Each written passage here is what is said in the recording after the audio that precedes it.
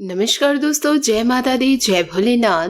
स्वागत है आप सभी का हमारे YouTube चैनल में। हर हर शंभो। दोस्तों, आज के इस वीडियो में हम आपको बहुत ही ज्यादा महत्वपूर्ण जानकारी देने वाले हैं, क्योंकि दोस्तों हम जानते हैं कि आप पूरे सच्चे मन से, पूरे प्रेम भाव भक्ति के साथ ईश्वर की आराधना करते हैं और आप चाहते हैं कि ईश्वर आपकी हर एक बात को सुने, आपके जीवन की हर एक समस्या को समझे और बुरे लोगों से दूर करने की कोशिश करे। लेकिन क्या दोस्तों आपको सच में यकीन है कि आपके द्वारा की गई पूजा सफल होती है? भगवान आपकी बातों को सुन रहे हैं और आपके जीवन से कष्ट दूर हो रहे हैं। तो दोस्तों आज के इस वीडियो में हम इसी महत्वपूर्ण विषय पर बात करेंगे कि आपको दोस्तों कैसे पता चलेगा कि आपकी भक्ति सफल हो रही है। जैसे कि दोस्तों सावन के इस पवित्र महीने में हर इंसान भगवान भोलेनाथ की भक्ति कर रहे हैं किसी न किसी रूप में। तो दोस्तों आपको कैसे यकीन कि भगवान भोलेनाथ आपकी हर एक बात को सुन रहे हैं और आपकी भक्ति से प्रसन्न हो रहे हैं?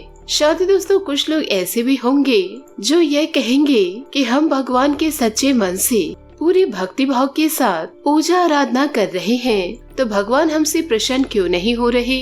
दोस्तों यह बात भी सत्य है, भगवान को प्रसन्न हो जाना चाहिए। लेकिन दोस्तों आपको हमने पिछले वीडियो में जैसा बताया था कि भगवान कोई इंसान नहीं है कि आपको प्रत्यक्ष रूप से दिखकर आपके भाव को समझकर आपसे प्रसन्न हो जाएंगे। भगवान एक शुद्ध सकारात्मक सर्वोपरि ऊर्जा है और जब आप भगवान की पूजा आराधना करते हैं, अपने आप को भगवान के सामने समर्पित करते हैं, तो असल में आप उस ऊर्जा को अपनी ओर आकर्षित करना चाहते हैं और इसी को कहते हैं भगवान की कृपा हमें मिलने लगी है। लेकिन दोस्तों इस संसार में केवल भगवान की ही ऊर्जा कार्य नहीं करती है, कई प्रकार की दोस्तों नकारात्मक ऊर्जाएं भी है जो दोस्तों आपको आसपास घेरे रखती है, जो आप लोगों को दिखाई तो नहीं देती है, लेकिन दोस्तों वह आपके पुण्य कर्मों को हमेशा सोखते रहती है। या यूँ कहे दोस्तों आपके द्वारा किए जाने वाले अच्छे कर्मों को सोखते रहती है और कभी कभी आपको सतमार्ग से भटकाने का कार्य भी करती है। क्योंकि दोस्तों जब आप अपने मार्ग से भटकेंगे, जीवन काल में कुछ न कुछ ऐसा कर बैठेंगे, चाहे अनजाने में ही सही, जो गलत है उसी चीजों से वो नकारात्मक शक्तियाँ, क्योंकि दोस्तों जब आप अपने मार्ग से भटकेंगे, कुछ न कुछ ऐसा जीवन काल में कर बैठेंगे, चाहे अनजाने में ही सही, जो गलत है उसी से उन शक्तियों का, नकारात्मक ऊर्जा का दोस्तों पोषण होता है। तो इसका कहने का मतलब यह है कि आपने भगवान की पूजा की और भगवान ने आपको आशीर्वाद दिया। यह दोस्तों जितना दिखता है उतना सीधा खेल नहीं है, बीच में और दोस्तों कई प्रकार की नकारात्मक शक्तियाँ कार्य करती रहती है, जो दोस्तों बाधक का कार्य करती है। अब कैसे? दोस्तों आपने यह तो सुना ही होगा कि किसी के ऊपर पितृ दोष लगा हुआ है, किसी के ऊपर ग्रह दोष है, वास्तु दोष है, या दोस्तों अन्य किसी भी प्रकार का दोष यदि लगा हुआ है, ऐसे दोष के साथ साथ दोस्तों आप पूरे भक्ति भाव के साथ ईश्वर की आराधना कर रहे हैं। आप जान रहे हैं कि मुझ पर दोष लगा है, फिर भी दोस्तों एक आशा के साथ आप ईश्वर के पास पहुँचे हैं, पर दोस्तों आपसे कुछ अनजाने में कुछ ऐसे कार्य हो जाएंगे जो दोस्तों आपके भक्ति के मार्ग में बाधक बन जाएंगे। फिर दोस्तों आप कितनी भी पूजा आराधना करें, भगवान आपसे प्रसन्न नहीं होने वाले, या यूँ कहे दोस्तों ईश्वर का वो ऊर्जा आपके ओर आकर्षित नहीं होगी। तो दोस्तों अब ऐसे में आप क्या करें? तो दोस्तों आप बिल्कुल भी चिंता न करें। आज के इस वीडियो में दोस्तों हम आपको 9 संकेत बताने जा रहे हैं, जो दोस्तों पूर्ण रूप से शास्त्रों में वर्णित है और दोस्तों प्रमाणित है। इन संकेतों से आप आसानी से पता लगा लेंगे कि आपकी भक्ति सफल हो रही है, कि भगवान आपसे प्रसन्न हो रहे हैं। दोस्तों हमारे वीडियो थोड़े से लंबे हो सकते हैं, क्योंकि दोस्तों हम इस वीडियो के साथ कोई समझौता नहीं करते हैं। हम दोस्तों हर भक्तों के पास सच्ची जानकारी पहुंचाना चाहते हैं, भले दोस्तों वीडियो छोटी हो या बड़ी हो, जानकारी सच्ची पहुंचनी जरूरी है। हर एक ज्ञान की बात पूरे विस्तार से हर एक व्यक्ति को जानना चाहिए। यूँ कहे दोस्तों हम वीडियो के जरिए बताना चाहते हैं, धैर्यवान इंसान को संपूर्ण ज्ञान की प्राप्ति हो जाती है, और दोस्तों जो अधीर होते हैं या यूँ कहे जिनके ऊपर नकारात्मक शक्तियाँ हावी होती है, उन्हें दोस्तों शॉर्टकट लेने के चक्कर में पूर्ण ज्ञान कभी भी प्राप्त नहीं हो पाता। तो ऐसे ही लोग दोस्तों इस प्रकार की शिकायतें करते रहते हैं कि वीडियो आप छोटा बनाइए। दोस्तों आप खुद ही समझिए, यदि हम रामायण को समझना चाहते हैं तो हमें दोस्तों कम से कम लगातार अध्ययन करने के लिए 24 घंटों का समय तो देना ही पड़ेगा। तब तो दोस्तों हमें रामायण समझ में आएगी। और दोस्तों यदि कोई कहे कि इसे शॉर्टकट में समझा दे तो उसे दोस्तों हम कैसे समझा पाएंगे। उस कहानी का सार तो कभी बता ही नहीं पाएंगे, मूल भाव दोस्तों कभी बता नहीं पाएंगे। तो दोस्तों यह वीडियो भी कुछ ऐसा ही है। आपको दोस्तों अपना कीमती समय थोड़ा बहुत तो देना ही होगा। दोस्तों आप समय देंगे हमें तो बदले में आपको ईश्वर की आशीर्वाद प्राप्त होगी। यूँ कहे दोस्तों इस वीडियो के जरिए आपको बहुमूल्य जानकारी प्राप्त होगी, जिन जानकारियों को आप अपने जीवन में उपयोग करके आप अपने जीवन की दशा और दिशा दोनों ही दोस्तों बदल पाएंगे। इस वीडियो के जरिए दोस्तों जो 9 संकेत हम आपको बताने जा रहे हैं, यदि आपके जीवन में ये संकेत दिखाई नहीं दे रहे और लगातार आप भगवान की पूजा करते जा रहे हैं, भक्ति में रहते हैं, व्रत करते हैं, तो दोस्तों ऐसे में आपको क्या उपाय करने हैं जिससे आपके आसपास के नकारात्मक ऊर्जाओं का उसका जो वातावरण बना हुआ है वह दोस्तों दूर हो जाएगा और आपके ऊपर भगवान भोलेनाथ की कृपा हमेशा दोस्तों आने ही लगेगी। कुछ ऐसे दोस्तों शक्तिशाली उपाय भी हम आपको बताएंगे जिसे दोस्तों आप अपने जीवन में उपयोग कर सकते हैं, जिससे आपका भी जीवन सरल हो जाएगा और आपकी भक्ति भी सफल हो जाएगी। तो चलिए दोस्तों बिना समय गवाए वीडियो की शुरुआत कर लेते हैं। लेकिन दोस्तों वीडियो में आगे बढ़ने से पहले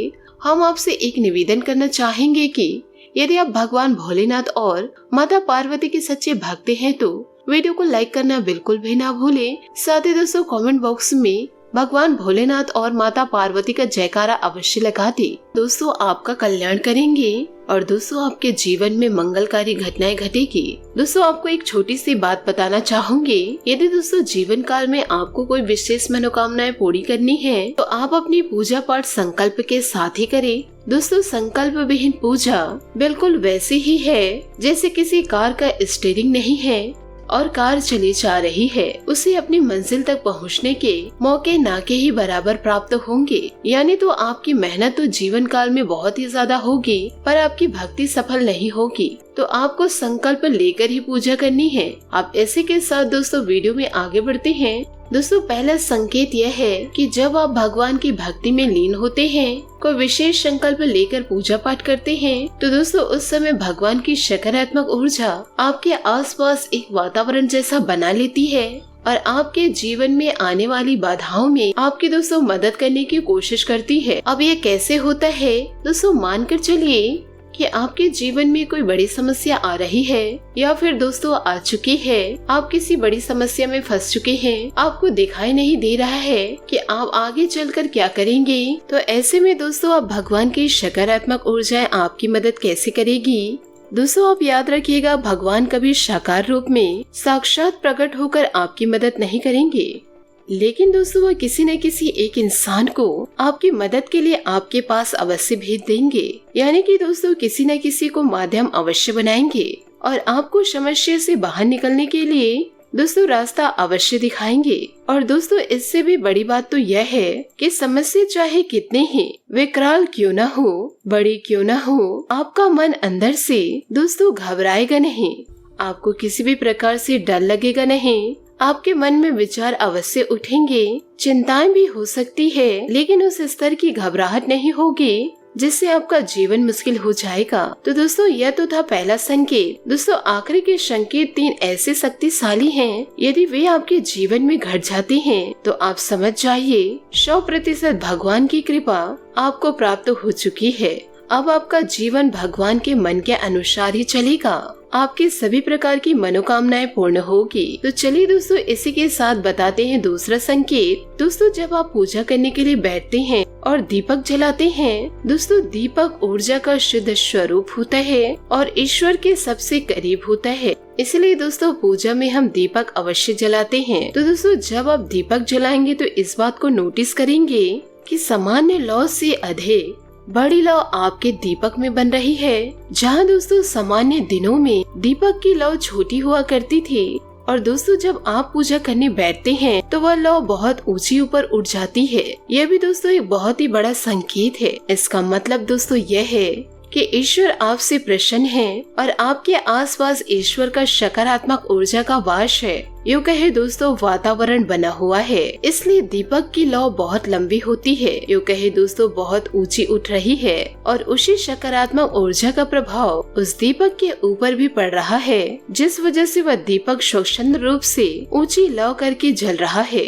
दोस्तों यह तो था दूसरा संकेत। अब दोस्तों तीसरा संकेत बताते हैं। जैसे ही दोस्तों आप भगवान की पूजा करने के लिए बैठते हैं, जैसे कि दोस्तों कोई माला जाप करते हैं या दोस्तों नाम जाप करते हैं या फिर दोस्तों चालीसा वगैरह पढ़ते हैं, तो जैसे ही आप पूजा करने के लिए बैठते हैं थोड़ी ही देर में आपको जम्हाई आ जाती है। जम्हाई आना दोस्तों एक विशेष संकेत होता है कि आपकी भक्ति को स्वीकार की जा रही है। कभी कभी भक्ति के दौरान, पूजा के दौरान आपको नींद भी आ सकती है।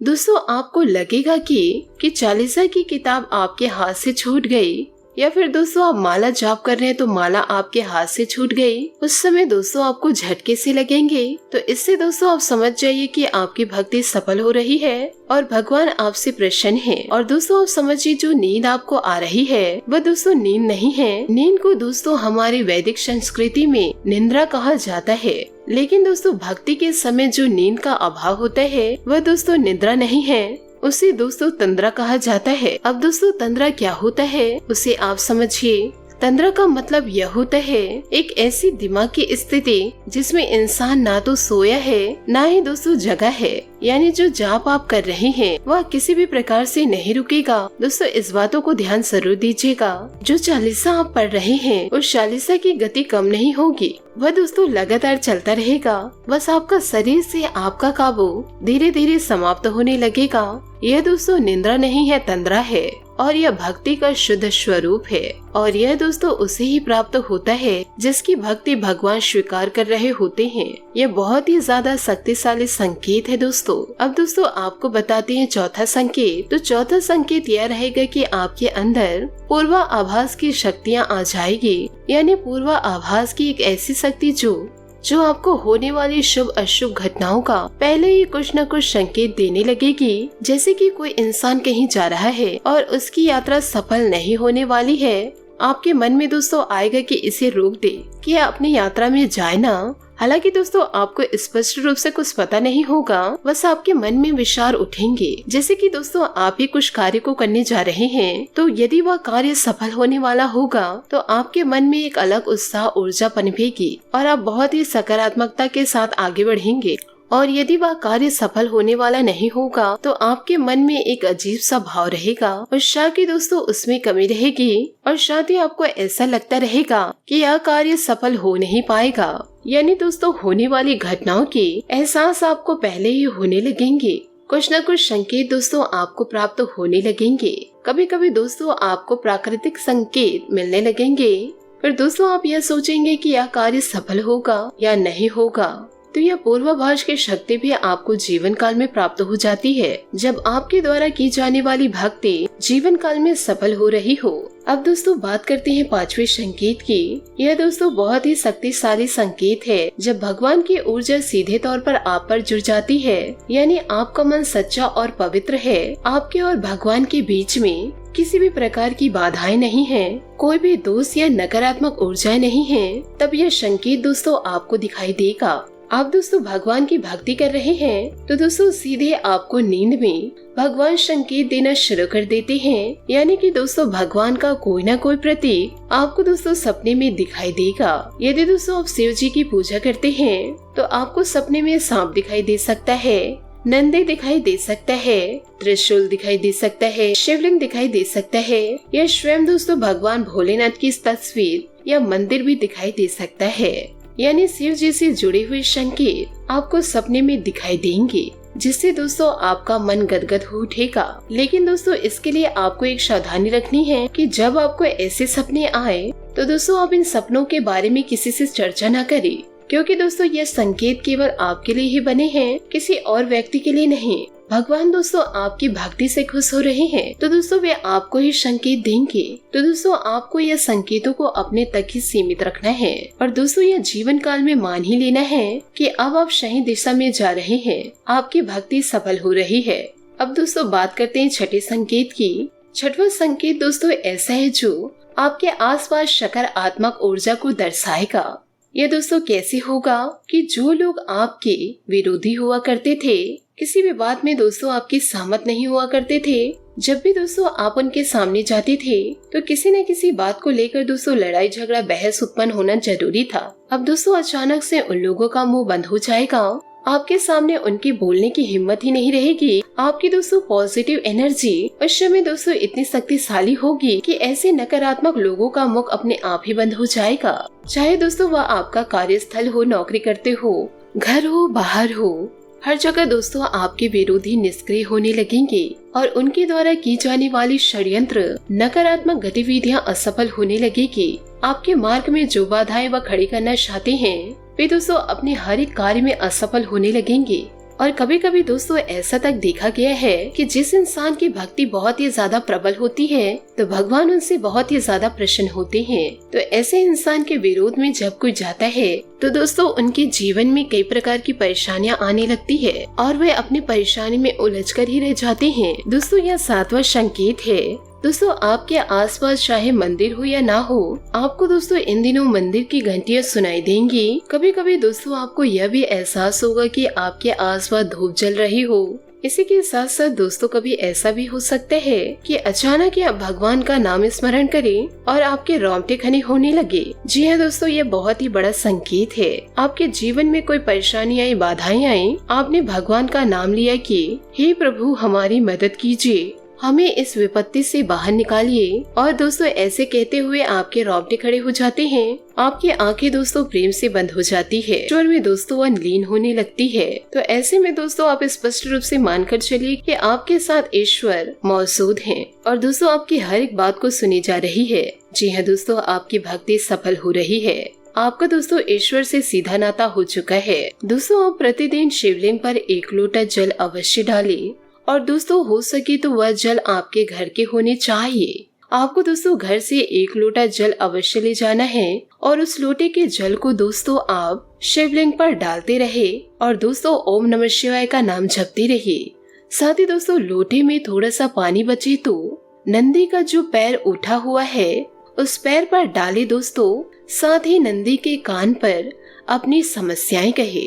वह समस्याएं दोस्तों आपका कुछ ही दिनों में पूरा होता हुआ आपको दिखाई देगा। यह सब कार्य दोस्तों आपको सच्चे मन से करना है, सच्चे हृदय से करना है।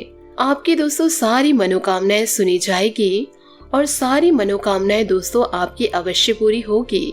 आशा करती हूँ दोस्तों आपको मेरी मेहनत और सुझाव पसंद आए हो तो वीडियो को लाइक जरूर कीजिएगा और यदि आप हमारे चैनल पर नए हैं तो चैनल को सब्सक्राइब करके बेल आइकन को प्रेस करके ऑल पर सेलेक्ट करिएगा ताकि ऐसा ही ज्ञानवर्धक वीडियो आपको समय से मिल सके और इसका लाभ आप उठा सके। आज के लिए बहुत बहुत धन्यवाद। मिलते हैं अगले वीडियो में। आपका दिन शुभ हो, मंगलमय हो। जय श्री काशी विश्वनाथ, जय माता दी।